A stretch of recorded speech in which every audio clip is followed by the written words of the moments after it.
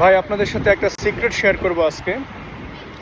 বাংলাদেশের বর্তমান ক্ষমতাধর ব্যক্তিরা কেন নির্বাচন চায় না বা সংস্কারের আগে নির্বাচন চায় না, এ বিষয়ে আপনাদের সাথে কিছু সিক্রেট শেয়ার করব। বলে রাখি, ভিডিওটি লাইক, শেয়ার বা কোনো কমেন্ট করা যাবে না, মনে রাখবেন। বর্তমানে এনসিপির যারা প্রথম সারির নাহিদ, আসিফ, সার্জিস, হাসনাত, এরকম যারা আরও অনেকে রয়েছেন, সবার নাম একসাথে বলা সম্ভব না, তারা বর্তমান বাংলাদেশের ঘুষ, দুর্নীতি, ভর্তি বাণিজ্য, ট্রান্সফার বাণিজ্য, এরকম অনেক কিছুতে কন্ট্রোল নিয়ে এসেছেন এবং তাদের দলীয় ফান্ডে বিভিন্ন কোম্পানি থেকে কোটি কোটি টাকা ডোনেশন নিচ্ছেন। এখন যদি নির্বাচন হয় তাহলে কি হবে? তাহলে কি এই টাকাগুলো, এই ডোনেশনগুলো আসবে?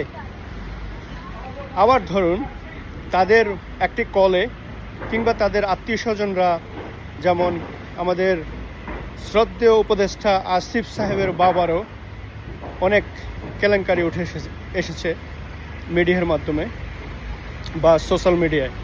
সো এই বিষয়গুলোতে মনে করেন যদি নির্বাচন হয়ে যায়, ওনাদের তো আর পাওয়ার থাকবে না, ওনাদের কথাও কেউ শুনবে না, ওনাদেরকে কেউ টাকাও দিবে না, এই দুর্নীতি আর চলবে না।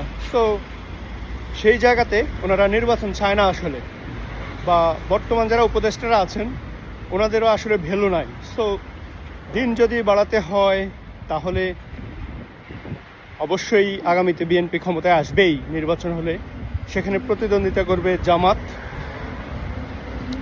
এই দুই দলের কাছেই বাংলাদেশ আগামী দিনে জিম্মি হবে। সেই জায়গা থেকে উপদেষ্টারা যত দিন বাড়াতে পারে, এই একটা মাত্র সুযোগ, আমরা সংস্কারের নামে যত দিন পার করতে চাই। সংস্কার আওয়ামী লীগকে নিষিদ্ধ করেছে, কিন্তু আওয়ামী লীগকে কি বাংলাদেশ থেকে একেবারে সবাইকে ইন্ডিয়া পাঠিয়ে দিয়েছে? মাত্র গুটি কয়েকজন। কিন্তু আরও এই 20 কোটির দেশে কত কোটি আওয়ামী লীগ আছে, প্রশাসন থেকে শুরু করে রাজপথ, কতজনকে আপনারা জেলখানে নেবেন? সম্ভব না। সো আসলে এই বিষয়গুলিকে আপনারা মাথায় নিয়ে চিন্তা করবেন, কেন এনসিপি নির্বাচন চায় না। ভালো থাকবেন, সুস্থ থাকবেন, আবার কথা হবে।